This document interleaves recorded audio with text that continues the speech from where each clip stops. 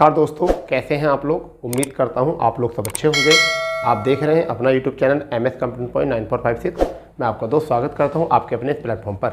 दोस्तों, आधुनिक इतिहास में हमारी लगातार क्लासें चल रही थी। लगभग आधुनिक इतिहास हम बिल्कुल अंतिम चरण पर लेकर आ गए हैं और अब तक हमने 40 से 42 क्लासें जो हैं इसमें ली हैं, ठीक है। और इसकी एक प्लेलिस्ट बना दी गई है। आप उस चैनल पर जाइए, प्लेलिस्ट को देखिए और वहाँ से पूरी आधुनिक इतिहास के नोट्स बना सकते हो अच्छे से। और अब आज जो हमारा सेशन है वह पूरे आधुनिक इतिहास को पढ़ने के बावजूद आज आधुनिक इतिहास का घटनाक्रम के ऊपर क्लास है, जिससे कि बच्चों को बहुत ज़्यादा दिक्कत आती है कि हम किस तरीके से डेट बाई डेट घटनाओं को याद रखें। तो आज जो हमारा सेशन है, जो आपकी परीक्षाओं में और भी ज़्यादा हेल्पफुल होने वाला है, उसका रीज़न ये है कि जब भी आप परीक्षा देने के लिए परीक्षा हॉल में बैठते हो, तब वहाँ पर आपको मैचिंग के अकॉर्डिंग क्वेश्चन आते हैं कि आप मैचिंग कीजिए। वहाँ पर क्या होता है कि हमको डेट याद रहती है तो घटना याद नहीं होती, और घटना याद रहती है तो डेट याद नहीं रहती। इसके लिए हमें क्या करना है कि हमारी इस क्लास को 1-2 बार देख लीजिए, जिससे कि क्या होगा, आपको सारी घटनाएँ जो हैं आपको डेट बाई डेट तैयार हो जाएंगी। और कुछ नहीं करना है, क्योंकि किसी भी घटना के ऊपर हम चर्चा करेंगे नहीं, क्योंकि चर्चा के लिए हमने पीछे वीडियो बना रखी है सारी क्लासों की, ठीक है। तो शुरू करते हैं और आप इसका पूरी तरीके से आनंद लीजिए, ठीक है। तो देखिए क्या है, आधुनिक इतिहास बहुत पुराना है, परंतु फिर भी हम इसको जो कवर करने वाले हैं वो कहाँ से करने वाले हैं, 1600 ईस्वी से। यानी कि 1600 ईस्वी में क्या हुआ कि ईस्ट इंडिया कंपनी जो है भारत में उसका आगमन हुआ। और ईस्ट इंडिया कंपनी का मतलब ये था कि यूरोपीय देशों ने भारत में व्यापार करने के लिए एक मंथा बनाई, और उसी के द्वारा यूरोप में एक ईस्ट इंडिया कंपनी नाम से कंपनी बनाकर भारत में व्यापार करने के लिए भेजी गई, ठीक है। इसके बाद में हम बात करते हैं लगातार कंपनी आई, उसके लिए आप क्लास देख सकते हो। हम केवल घटनाक्रम 1608 में विलियम हॉकिंस जहांगीर के दरबार में आए। अब देखिए, जहांगीर के दरबार में आए थे 1608 में विलियम हॉकिंस जो है जहांगीर के दरबार में आए, परंतु ये किसका फरमान लेकर आए थे, ये जेम्स प्रथम का फरमान लेकर आए थे। और किसके दरबार में आए थे, अकबर के दरबार में आए थे। परंतु अकबर का शासन जो था 1605 में समाप्त हो गया था, ठीक है। और उसके बाद में किसका, जहांगीर का शासन शुरू हुआ, ठीक है। इतनी थोड़ी सी बात यहाँ से याद रखना, ठीक है। 1615 की बात करते हैं तो सर टॉमस रो का आगमन हुआ, ठीक है। ये भी यूरोपीय एक यात्री थे, ठीक है। और इनका भी आगमन जो हुआ यह जहांगीर के दरबार में हुआ, ठीक है। तो सर टॉमस रो का भी क्वेश्चन पूछा जाता है कि कौन कौन व्यक्ति थे जिन्होंने जहांगीर के दरबार में आगमन किया, यानी वह विदेशी यात्री जो जहांगीर के दरबार में आए, ठीक है। अब बात करते हैं 1627 में, बड़ी घटना है। क्या है भाई, 1627 में सिवनेर किले में शिवाजी का जन्म, ठीक है। मराठा साम्राज्य की नींव रखने वाले छत्रपति शिवाजी महाराज, मराठा साम्राज्य की नींव रखने वाले छत्रपति शिवाजी महाराज, यानी कि इनके पिता का नाम साहूजी और माता का नाम जीजाबाई, ठीक है। यानी कि शाहजी भोसले, इनके पिताजी का शाहजी भोसले और माता का नाम जो था जीजाबाई, ठीक है। यहाँ से भी इतना सा कवर कर लेना, और हमने क्लास बना रखी है। 1665 की अगर हम बात करें तो शिवाजी और जयसिंह के बीच में पुरंदर की संधि हुई। 1665 में क्या होता है, शिवाजी व जयसिंह के बीच में पुरंदर की संधि होती है। तो ये भी थोड़ा सा इम्पोर्टेंट हो सकता है। बात करते हैं फिर 1674 में शिवाजी का राज्याभिषेक, और इसी समय पर क्या हुआ था, फ्रांसीसी मार्टिन द्वारा पौंडीचेरी की स्थापना। पौंडीचेरी जो है, देखिए आंध्र प्रदेश में पौंडीचेरी मिलता है, तमिलनाडु में पौंडीचेरी की भूमि मिलती है, केरल में पौंडीचेरी की भूमि मिलती है, और पौंडीचेरी खुद भी एक अपना राज्य है। तो इसका अकॉर्डिंग 4 राज्यों में इसका विस्तार है, पौंडीचेरी का 4 राज्यों में इसका विस्तार है, ठीक है। इतना थोड़ा सा याद रख लेना यहाँ से, ठीक है। अब देखिए यहाँ से एग्जाम में क्वेश्चन जो बनने वाला है वो क्या बनता है, क्या 1674 और 1665 या 1627 में क्या और घटना नहीं हुई थी, मुगल एम्पायर की भी घटना चल रही थी, परंतु क्या कि परीक्षा में जो है मुगल एम्पायर से यहाँ से क्वेश्चन कम पूछा जाता है, मुगल एम्पायर में यहाँ से क्वेश्चन कम पूछा जाता है इन तिथियों में, और जो है मराठा साम्राज्य से ज़्यादा पूछा जाता है, क्योंकि भारत में लगभग मराठा साम्राज्य का उस समय पौधा हो चुका था, और वह दक्षिण पश्चिम भारत में मराठा यानी कि महाराष्ट्र वाला क्षेत्र जो था वहाँ पर अपना दबदबा बनाए हुए थे, ठीक है। इसलिए इसको ज़्यादा हम हाईलाइट करते हैं। उसी बीच में क्या था कि सिक्कों के लिए भी यहाँ आपने देखा होगा, सिक्कों का भी इतिहास वहाँ से जाना जाता है। और 1699 में गुरु गोविंद सिंह द्वारा खालसा पंथ की स्थापना की गई। ये एग्ज़ाम में बहुत ज़्यादा आता है, बहुत ज़्यादा एग्ज़ाम में आता है कि खालसा पंथ की स्थापना किसने की और कब की। तो गुरु गोविंद सिंह ने की खालसा पंथ की स्थापना, और कब की, 1699 में। अगर बात करते हैं 1707 में औरंगजेब की मृत्यु, 1707 में औरंगजेब की मृत्यु, और लगभग ऐसा मान के चलिए कि 1708 में यहाँ पर जो था, 1708 में अगर हम बात करें तो गुरु गोविंद सिंह की भी मृत्यु यहाँ पर हो गई थी 1708 में, कि 1708 में। तो अगर हम यहाँ बात मान के चलें तो औरंगजेब की मृत्यु से ऐसा मान के चलिए कि मुगल एम्पायर के जो शक्तिशाली शासन था, यानी कि मुग़ल एम्पायर का सबसे शक्तिशाली साम्राज्य जो था उसका पूरी तरीके से पतन हो चुका था इसी समय पर। ठीक है दोस्तों, इतनी बात आपको समझ में आ जानी चाहिए। फिर उसके बाद बात करते हैं क्या कि जैसे ही औरंगजेब के बाद मुग़ल एम्पायर की सत्ता डगमगाई तो वहाँ पर बहादुर शाह प्रथम के नाम से इनके पुत्र, ठीक है, बहादुर शाह प्रथम के नाम से इनके पुत्र जो है शासन में बैठते हैं।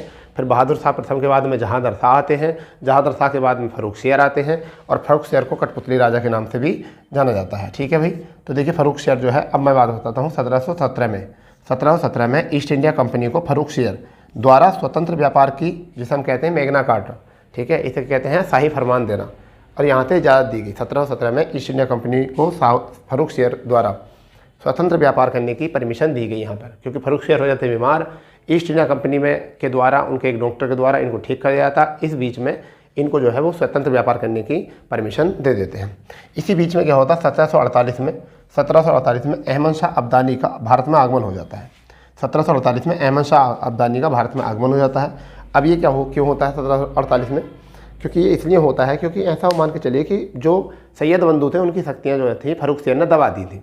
फ़र्रुखसियर ने सैयद बंधुओं की जो शक्तियाँ थी दबा दी थी, जिसके चलते जो है उनको मजबूरी बस जो है मतलब बहादुर शाह जफ़र को जो है हमारे यहाँ पर अपॉइंट करना पड़ा। ठीक है, अब बात करते हैं 1757 में प्लासी का युद्ध हुआ। 1757 में वाली बहुत बड़ी घटना होती है, 1757 में प्लासी का युद्ध। ठीक है, 1757 में प्लासी का युद्ध हुआ। यहाँ से बहुत ज़्यादा क्वेश्चन आते हैं, ये क्वेश्चन पूछा जाता है कब हुआ।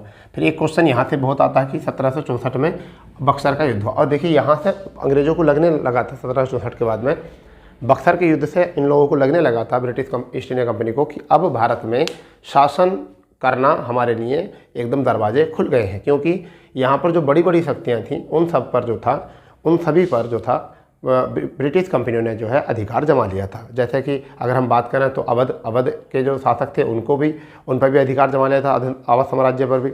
अगर हम बात करें बंगाल क्षेत्र पर भी इन्होंने अधिकार जमा लिया था। ठीक है, और अगर हम बात करके चलते हैं तो यहाँ से जो आपका ईस्ट इंडिया कंपनी वाला क्षेत्र था उस पर भी, जो मध्य भारत का क्षेत्र था उस पर भी इन्होंने पूरी तरीके से कवर कर लिया था। तो इससे ऐसा लगना शुरू हो गया था कि अब इससे आगे को जो है ये लोग व्यापार करना शुरू करते हैं। अब होता क्या है कि इसी के चलते जब इनको पूरा मतलब एहसास होने लगा कि अब हम लोग जो है यहाँ पर व्यापार कर सकते हैं, तब 1772 में वारेन हेस्टिंग्स बंगाल का गवर्नर नियुक्त किया गया। ये कंपनी के एक व्यक्ति थे।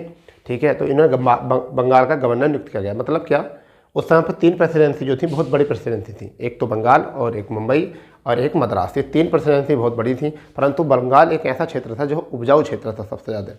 इस वजह से इन लोगों ने सबसे पहला अधिकार जो किया वो बंगाल में ही किया, और बंगाल ईस्ट इंडिया कंपनी में ही इन्होंने अपना अधिकार जमाया, और वहाँ बंगाल का ही गवर्नर जनरल जो है सिर्फ गवर्नर नियुक्त किया गया। ये बात याद रखना। फिर ये आता है 1773 में रेगुलेटिंग एक्ट। 1773 में आता है रेगुलेटिंग एक्ट। ये क्या है रेगुलेटिंग एक्ट, इसका थोड़ा सा हम जायजा लेते हैं। रेगुलेटिंग एक्ट क्या था? रेगुलेटर मतलब होता है कंट्रोल करना। तो ब्रिटिश कंपनी द्वारा, यानी कि ब्रिटिश ने जो कंपनी भेजी थी व्यापार करने के लिए, उनको रेगुलेट करने के लिए, उनको कंट्रोल करने के लिए एक एक्ट पारित किया कि आप इसी के दायरे में रहकर जो है कानून चलाओगे, अपना शासन चलाओगे। ठीक है, आप इसके दायरे से नहीं जाओ, क्योंकि उन लोगों को डर ये था, ब्रिटिश कंपनी को डर ये था कि कहीं ऐसा ना हो कि ईस्ट इंडिया कंपनी का अधिकार जो है वो हमसे भी ज़्यादा हो जाए और वो भारत में एक बहुत बड़ी सत्ता स्थापित करें, और फिर ब्रिटिश जैसे छोटे देश को भी अपने यहाँ पर गुलाम बना लें। ठीक है, उन्होंने इस वजह से जो ईस्ट इंडिया कंपनी थी वह उसको एक रेगुलेट किया। ठीक है, और ईस्ट इंडिया कंपनी को इसलिए भी रेगुलेट करना जरूरी था क्योंकि ईस्ट इंडिया कंपनी जो है अपने निजी व्यापारों पर ज़्यादा ध्यान दे रही थी, और सरकारी जो ईस्ट इंडिया कंपनी थी उसके काम को कम ध्यान दे रही थी। यानी ऐसा मान के चलिए ईस्ट इंडिया कंपनी पूरी तरीके से जो थी कर्जे में डूब चुकी थी। तो इस वजह से उन्होंने कहा था कि अब कोई भी व्यक्ति जो है ईस्ट इंडिया कंपनी के दायरे से बाहर निकल कर व्यापार नहीं करेगा। तो उन्होंने एक कानून पारित करके भेजा। ठीक है, जिससे कि ईस्ट इंडिया कंपनी को उभारने का दोबारा से मौका मिला। इसके बाद आया 1784 पिट्स इंडिया एक्ट। तो ये क्या था कि यहाँ पर ब्रिटेन के सबसे कम उम्र के जेम्स पिट्स, कौन थे? जेम्स पिट्स प्रधानमंत्री बने थे। उन्होंने अपने अनुसार एक कानून बना के भारत में भेजा कि आपको जो काम करना है वो इसी के अनुसार काम करना है। ठीक है, बात करते हैं 1793 की। भू राजस्व का स्थायी बंदोबस्त लागू कर दिया गया। यानी कि अब क्या कर दिया गया, 1793 में एक बड़ी घटना आती है, भू राजस्व का स्थायी बंदोबस्त जो है पारित किया गया। ठीक, इसी बीच में एक घटना और होती है, यानी कि मैसूर युद्ध चल ही रहे थे, और मैसूर युद्ध में टीपू सुल्तान की क्या हो जाती है, मृत्यु। टीपू सुल्तान की मृत्यु हो जाती है। चौथे मैसूर युद्ध में 1799 में टीपू सुल्तान की मृत्यु होती है। तो यहाँ से एलिमिनेट कर सकते हो। देखो 1799 में जो हुआ था वो टीपू सुल्तान की मृत्यु हुई थी, और 1699 में क्या हुआ था, 1699 में क्या हुआ था, खालसा पंथ की स्थापना हुई थी। ऐसे ही हम डेटों को जो है एलिमिनेट करके मैच करके जो है याद कर सकते हैं, क्योंकि इतिहास में जो है डेट का बहुत बड़ा इशू रहता है, बहुत बड़ा इशू रहता है इतिहास में डेट का। हम बात करते हैं कि टीपू सुल्तान से पहले ये 4 मैसूर युद्ध हुए थे। इससे पहले हैदर अली जो इनके पिताजी थे, उनका दूसरे मैसूर युद्ध में जो है मृत्यु हो गई थी। ठीक है, बात करते हैं नेक्स्ट में 1806 में अंग्रेजों द्वारा दिल्ली पर अधिकार कर लिया गया था। यानी कि जो अंग्रेज थे उन्होंने किस पर अधिकार कर लिया था, दिल्ली पर। अब उनको लगने लगा था कि अब प्रेसिडेंसी से कुछ नहीं होने वाला, अब प्रेसिडेंसी से कुछ नहीं होने वाला। अब बात करते हैं केंद्र पर, यानी कि दिल्ली पर कंट्रोल करते हैं, जिससे कि पूरे भारत पर नियंत्रण करने में हमें सावधानी हो जाए। क्योंकि इस समय पर 1806 के समय पर दिल्ली पर अधिकार करने वाले और आगरा में रहने वाले मुगल सत्ता को पूरी तरीके से छीन हो चुकी थी। कमज़ोर शासकों का दौर चल रहा था, और कमज़ोर शासकों के दौर का फ़ायदा उठाकर ब्रिटिश ईस्ट इंडिया कंपनी ने जो है दिल्ली पर अपना अधिकार जमा लिया। और केवल मुग़ल एम्पायर जो थी, केवल मुग़ल एम्पायर का इतिहास किलों और महलों में ही सिमट कर रह गया। ठीक है, अब बात करते हैं 1809 में अंग्रेजों और रणजीत सिंह के बीच में संधि। अब रणजीत सिंह कौन थे, बंदा बहादुर के बाद में, यानी कि जब गुरु गोविंद सिंह की जो हो जाती है मृत्यु हो जाती है, उसके बाद में बंदा बहादुर जो है अपने आप को गुरु का बंदा बताते हैं, और उसके बाद उसका सर्वोच्च नेता बनकर जो है बंदा बहादुर सामने आते हैं। अंततः बंदा बहादुर के बाद जो है खालसा पंथ बहुत सारी वर्गों में विभाजित हो जाता है। उन्हीं वर्गों में से एक वर्ग जो होता है वो रणजीत सिंह उसका नेतृत्व करते हैं। अंततः रणजीत सिंह, जिसे आंगल सिख युद्ध के नाम से जानते हैं, उन युद्धों के चलते जो है अंग्रेजों के साथ फिर संधि कर लेते हैं, और अमृतसर की संधि से कहा जाता है कि अंग्रेज इनकी सहायता करेंगे और अंग्रेजों की भी सहायता करेंगे, और उनको जो है कर वगैरह की वसूली की जाएगी। इसी बीच क्या होता है 1824 में बैरकपुर सैन्य विद्रोह। अब ये 1857 का विद्रोह नहीं है, उससे पहले भी सेना में वहाँ पर विद्रोह हो चुका था, वो हुआ था 1824। अक्सर एग्जाम में बच्चे इस क्वेश्चन को गलत करके आते हैं। जब भी क्वेश्चन पूछा जाता है कि बैरकपुर में सैन्य विद्रोह कब हुआ था, सब बच्चे लगा के आते हैं 1857, जबकि वो 1857 में क्रांति थी। ठीक है, और ये है सैन्य विद्रोह। अगर हम बात करते हैं नेक्स्ट में, तो राजा राम मोहन राय द्वारा ठीक है क्या किया गया, बंगाल में सती प्रथा का बंगाल से सबसे पहला उदय हुआ था, और सती प्रथा का अंत किया गया। यहाँ पर ये क्वेश्चन बहुत इंपॉर्टेंट है कि 1829 में क्या किया गया था, सती प्रथा का अंत किया गया था। ठीक है, सती प्रथा का अंत यहाँ पर किया गया था। बारेन हेस्टिंग्स थे यहाँ पर, और यहाँ पर बारेन हेस्टिंग के साथ साथ जो है राजा राम मोहन राय ने भी यहाँ पर भूमिका निभाई थी।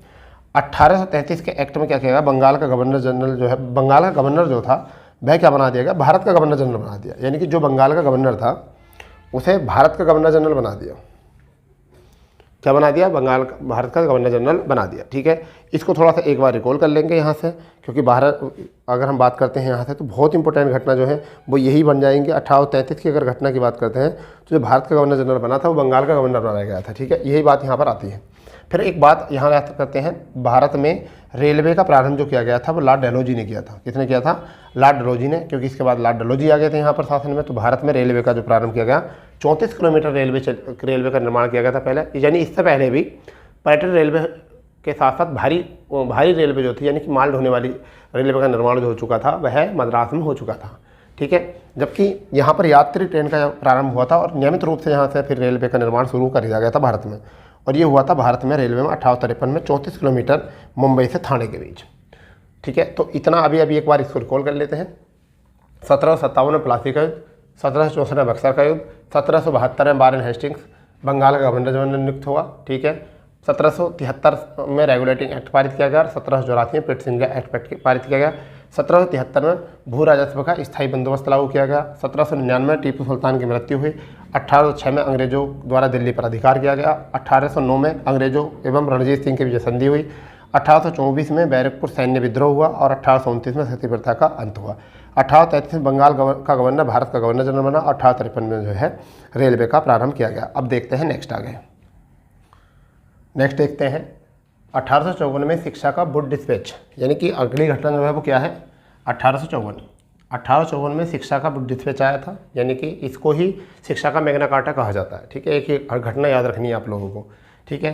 नेक्स्ट में जो बहुत बढ़िया बात है वो है आपकी 1857। देखिए 1857 का राष्ट्रीय विद्रोह था, यानी कि स्वतंत्रता आंदोलन का ये प्रथम सत्याग्रह सॉरी एक तरीके से आंदोलन था कि जिसमें कि अंग्रेज़ों को ऐसा लगना शुरू हो गया था कि शायद अब हमारे हाथ से जो है सत्ता जाने वाली है। ठीक है, परंतु यहाँ पर क्या था कि 1857 क्रांति का विफलता का एक कारण ये था कि हम एक ही समय पर जो है हमने मतलब क्रांति को एक जगह से शुरू नहीं किया, जबकि क्या हुआ कि हमने अलग अलग स्थानों पर अलग अलग तरीके से जो है क्रांति को किया और अलग अलग तरीके से नेतृत्व किया। किसी भी एक व्यक्ति ने जो है नेतृत्व नहीं किया। यदि शायद ऐसा होता कि अगर उस समय पर एक ही हाथ में अगर ये सारी सत्ता होती है और कोई इस क्रांति का नेतृत्व केवल एक ही तरीके से किया जाता, तो आई थिंक ये था कि ऐसा तो नहीं कि देश आज़ाद हो जाता शायद, मगर देश आज़ाद जो 1947 में होता उससे पहले ही आज़ाद हो जाता। ठीक है, तो याद रखनी है घटना। नेक्स्ट घटना याद रखनी है 1860 की, जो भारत में बजट प्रणाली की शुरुआत हुई, यानी कि पहली बार जो बजट प्रणाली की शुरुआत हुई वो कब हुई? 1860 में। ये गणना याद रखनी है, ये बहुत मोस्ट है, ये इसको मोस्ट कर लीजिए, इस क्वेश्चन को जो है मोस्ट कर लीजिए आप। ठीक है, क्या है? 1872 में प्रथम जनगणना की गई। 1872 में प्रथम जनगणना, और किसने की? लॉर्ड मेयो ने। ठीक है, कौन थे गवर्नर जनरल इस टाइम पर? लॉर्ड मेयो थे। इन्होंने कहा 1872 में पहली जनगणना की गई, और इसमें क्या हुआ कि 1872 में जनगणना करने से इन्होंने पहली बार आंकड़े दिखाए कि भारतीय जनगणना कितनी, भारतीय जनसंख्या कितनी है। ठीक है, लॉर्ड मेयो ने एक और काम किया था जो प्रसिद्ध एग्जाम में आ जाता है। अजमेर में मेयो कॉलेज की स्थापना की थी, यानी कि राजकुमारों के प्रशिक्षण के लिए मेयो कॉलेज की स्थापना वहाँ पर की गई थी। ठीक है, याद रख लेना। इसके बाद 1877 याद रखते हैं, दिल्ली दरबार हुआ था। दिल्ली दरबार का आयोजन किया गया था 1877 में, यानी कि ये पहला दिल्ली दरबार था। यानी कैसा था? पहला दिल्ली दरबार था। यानी कि 3 दिल्ली दरबार हुए थे जिसमें ब्रिटिश लोग जो थे भारत में आते थे। ठीक है, और उनका भव्य स्वागत किया जाता है यहाँ पर। ठीक है, और उनको यहाँ पर उपाधियों से नवाजा जाता था। तो यहाँ पर पहला दिल्ली दरबार 1877, दूसरा 1903, तीसरा 1911।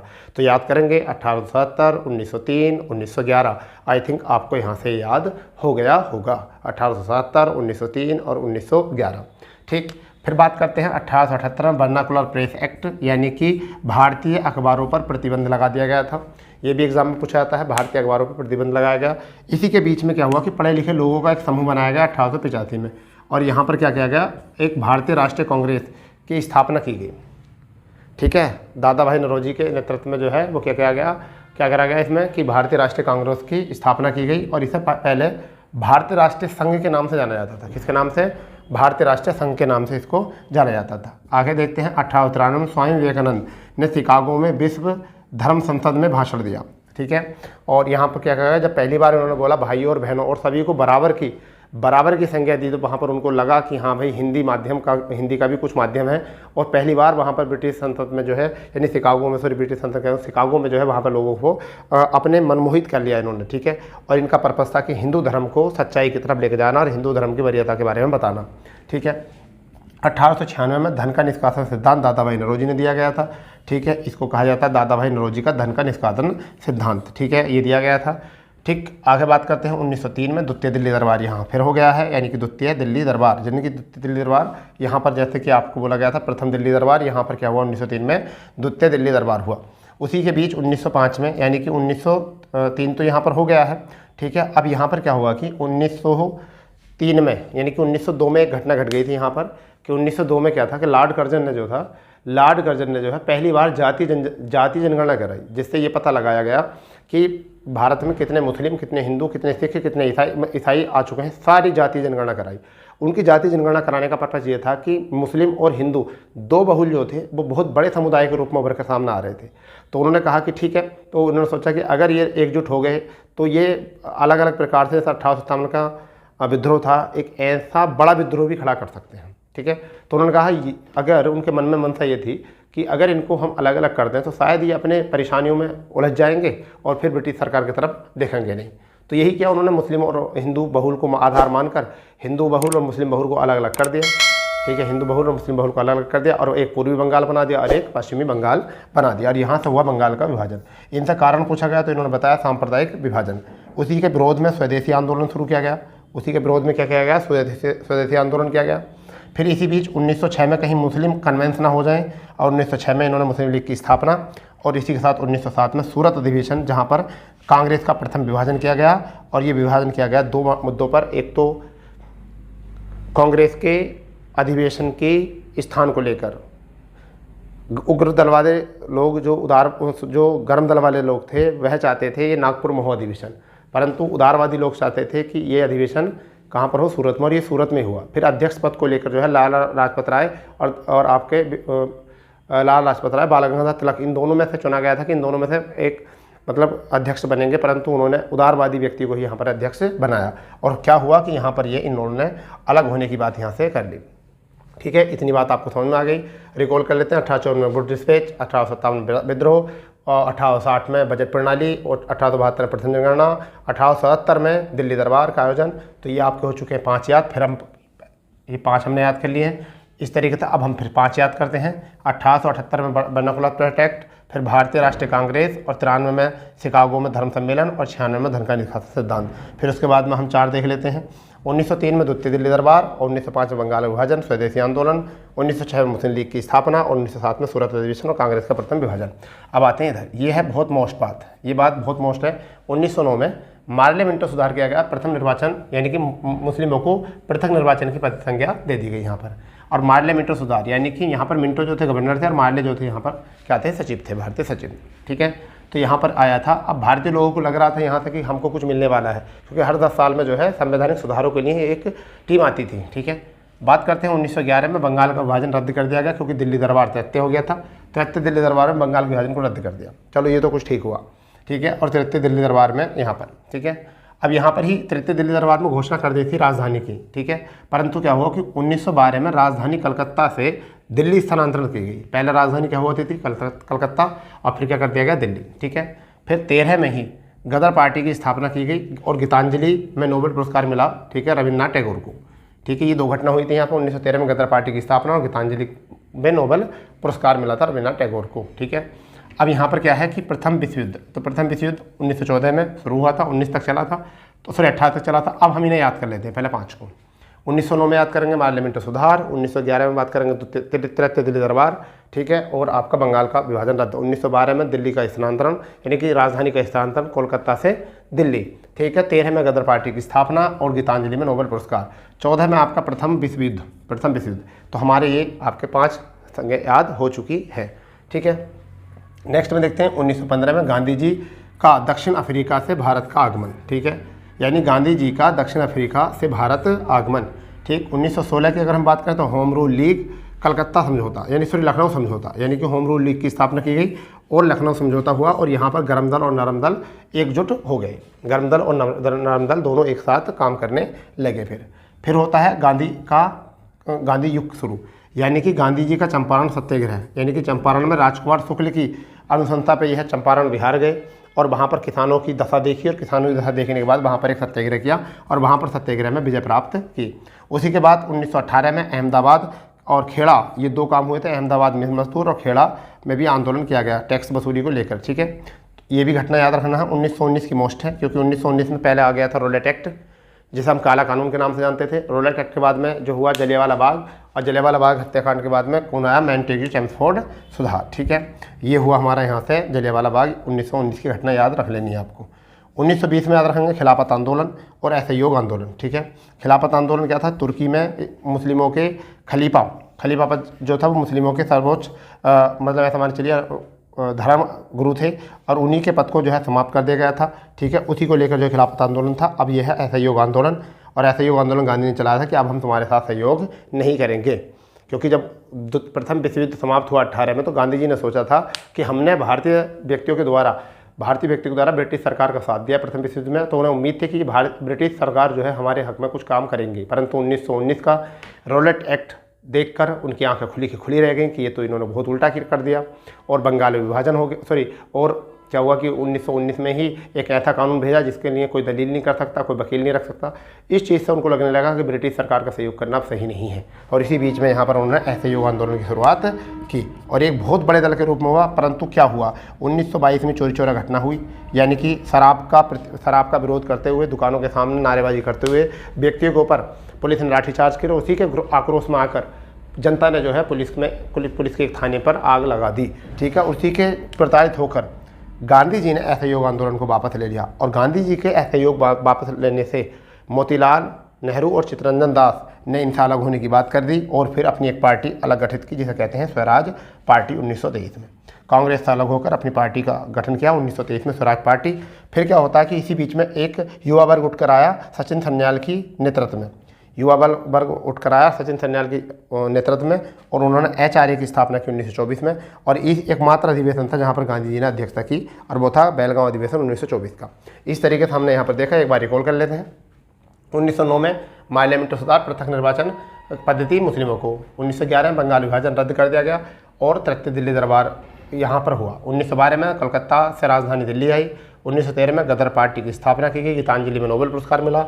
1914 में प्रथम विश्व युद्ध हुआ और 1915 में गांधी जी का दक्षिण अफ्रीका से आगमन हुआ। प्रवासी दिवस मनाया था 9 जनवरी को इसी की याद में, ठीक है। 1916 में होम रूल लीग लखनऊ समझौता हुआ यहाँ पर। 1917 में गांधी का चंपारण सत्याग्रह हुआ। 1918 में अगर हम बात करें तो अहमदाबाद और खेड़ा आंदोलन हुए। 1919 में माउंट एगू चैम्सफोर्ड सुधार, जलियांवाला बाग हत्याकांड, और 1920 में खिलाफत आंदोलन, असहयोग आंदोलन। 1922 में चोरी चोरा कांड, असहयोग आंदोलन वापस ले लिया गया। और 1923 में स्वराज पार्टी मतलब कांग्रेस से अलग होकर इन्होंने गठित की। और 1924 की अगर हम बात करें तो HRA की स्थापना, बेलगांव अधिवेशन, गांधी जी का एकमात्र अधिवेशन। अब देखते हैं नेक्स्ट क्या है। नेक्स्ट देखते हैं 1925 में इसके बाद जो घटना हुई, 1924 के बाद जो घटना घटी वो कौन सी घटी, वो घटी 1925। और 1925 में क्या हुआ, काकोरी कांड, ठीक है, और रेल बजट अलग। यानी कि जो HRA हिंदुस्तान रिपब्लिकन एसोसिएशन था उसने क्या काम किया, सचिन सन्याल के नेतृत्व में जो भी युवा दल था उसने 1925 में काकोरी कांड किया। क्या किया, काकोरी कांड। और दूसरी बात ये, रेल बजट जो था यह किससे, रेल बजट आम बजट से अलग कर दिया गया इस डेट को। फिर क्या हुआ, जब इतनी घटनाक्रम देखी, अभी तक जितनी घटना हुई 1919 से लेकर 1925 तक जितनी घटनाक्रम हुई, उन घटनाक्रमों को देखकर ब्रिटिश सरकार थोड़ी सी हिल गई, थोड़ी सी घबरा गई। उन्होंने सोचा कि ऐसा ना हो कि भारत में नेतृत्व करने वाली लेबर पार्टी, जो भारत में लेबर पार्टी के कुछ नेता हैं, ठीक है, ऐसा ना हो कि वह भारत के लोगों की मंशा लेकर और अपनी पार्टी की सरकार गठित कर ले। और इसी बीच उन्होंने क्या करा, 1927 में साइमन कमीशन की नियुक्ति की। किसकी नियुक्ति की, साइमन कमीशन की नियुक्ति की, ठीक है। और 1928 में HSRA की स्थापना की गई और साइमन कमीशन का भारत में आगमन हो गया। और इसी बीच यहाँ पर क्या हुआ कि इसी बीच क्या है, गो बैक साइमन के नारे लगे, और इसके जिसके चलते लाला लाजपत राय की जो है लाठियों के दम पर क्या हो गई, मृत्यु हो गई। और उसी के बदला लेने के लिए उसी के बदले में आप HSRA झुलस रही थी अपने आप में, और वो बदला लेने के लिए एक मुहिम देख रही थी कि कोई ऐसी कंडीशन हो। तो 1929 में ऐसा हुआ कि असेंबली में लेबर पार्टी के मजदूरों के अधिकारों पर प्रतिबंध लग रहा था।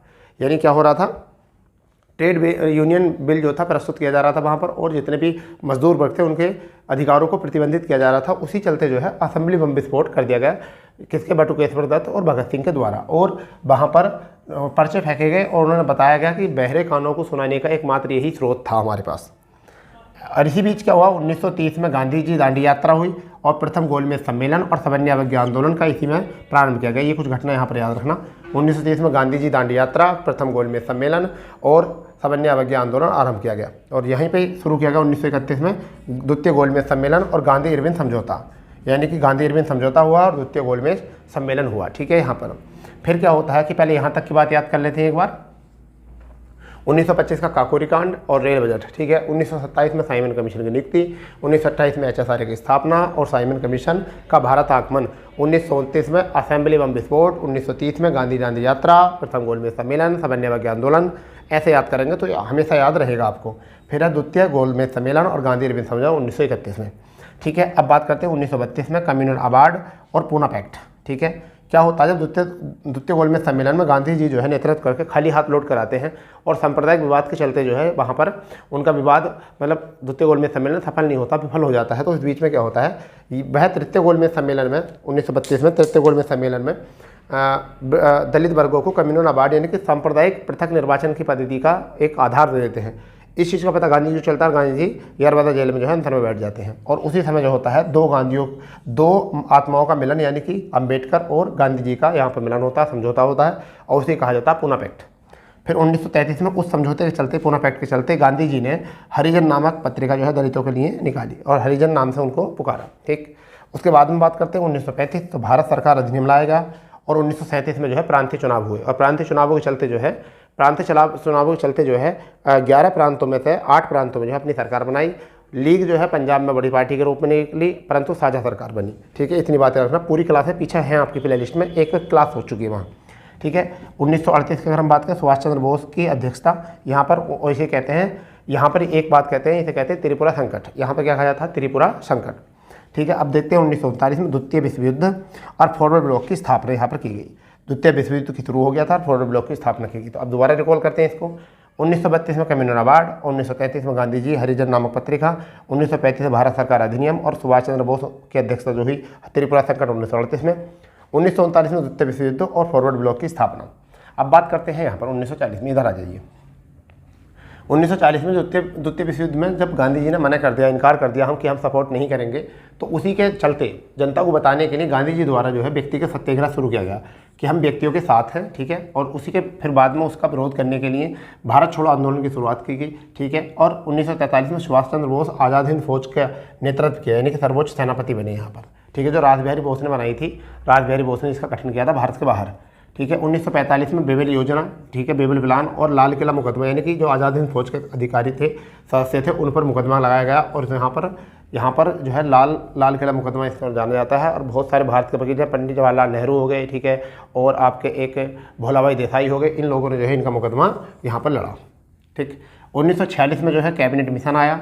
ठीक है, क्योंकि लेबर पार्टी की सरकार बन चुकी थी, लेबर पार्टी की सरकार बन चुकी थी और क्लेमेंट एटली जो है वहाँ के क्या हो गए थे, क्लेमेंट एटली जो थे वो बन गए थे मिस्टर चर्चिल के स्थान पर प्रधानमंत्री। और क्लेमेंट एटली ने भारत में जो है एक मिशन भेजा जिसको कहते हैं कैबिनेट मिशन। और लीग का प्रत्यक्ष कार्यवाही दिवस मनाया गया कि हम अलग रहेंगे, बिल्कुल प्रत्यक्ष रहेंगे। ठीक है, 1947 में क्या हुआ कि भारत पाकिस्तान की स्वतंत्रता हो गई।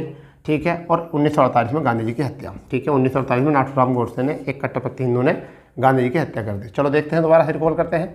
1940 में गांधी जी द्वारा व्यक्तिगत सत्याग्रह आंदोलन, और 42 में जो हुआ भारत छोड़ो आंदोलन, 43 में सुभाष चंद्र बोस आज़ाद हिंद फौज के सर्वोच्च सेनापति, 1945 में बेबल प्लान, लाल किला मुकदमा। ठीक है, और 1946 में कैबिनेट मिशन, भारत का आगमन। ठीक है, और लीग का प्रत्यक्ष कार्यवाही दिवस, 1947 में भारत एवं पाकिस्तान की स्वतंत्रता। ठीक है, 1948 की अगर हम बात करते हैं तो गांधी जी की हत्या हो गई यहाँ पर। ठीक है, 26 नवंबर 1946 को संविधान अंगीकृत किया गया, जबकि 1951 में पृथक आम चुनाव किए गए। ठीक है, 1954 में, ये आज़ादी के बाद की बात है, गुट निरपेक्षता का सिद्धांत दिया गया, प्रस्तुत किया गया। और 1962 में भारत चीन युद्ध, अक्साई चिन्ह पर जो है अधिकार कर लिया था, और दमन द्वीप और गोवा भारत में शामिल हो गए थे। ठीक है, तो ये थोड़ा सा रिकॉल कर लेते हैं इसको। 26 जनवरी 1949 को संविधान अंगीकृत किया गया। 1951 को जो है पृथक आम चुनाव हुए। ठीक है, 1954 में है गुट निरपेक्षता का सिद्धांत प्रस्तुत किया गया। और 1962 में जो है भारत चीन युद्ध और दमन द्वीप और गोवा भारत में शामिल किए गए, जबकि 1964 में जवाहरलाल नेहरू की हो गई मृत्यु। ठीक है, और प्रथम जो हमारे राष्ट्रपति थे, प्रथम राष्ट्रपति जो थे उनका जो है यहाँ पर, प्रथम प्रधानमंत्री जो थे उनका यहाँ पर क्या हो गया, देहांत हो गया। और इसके चलते जो है हमने अपना जितना भी आधुनिक इतिहास का घटनाक्रम था, जो भी घटनाक्रम था, हमने उसको एक ही वीडियो में, एक ही क्लास में कवर करने की कोशिश की। तो दोस्तों, जब भी आपकी परीक्षा हो, उस परीक्षा से पहले एक बार इस वीडियो को, इस क्लास को जरूर देख कर जाएं, जिससे कि आपको आधुनिक इतिहास में होने वाले डाउट, होने वाली प्रॉब्लम सारी खत्म हो जाए। तो मिलते हैं नए सेशन के साथ कल। जय हिंद, जय भारत।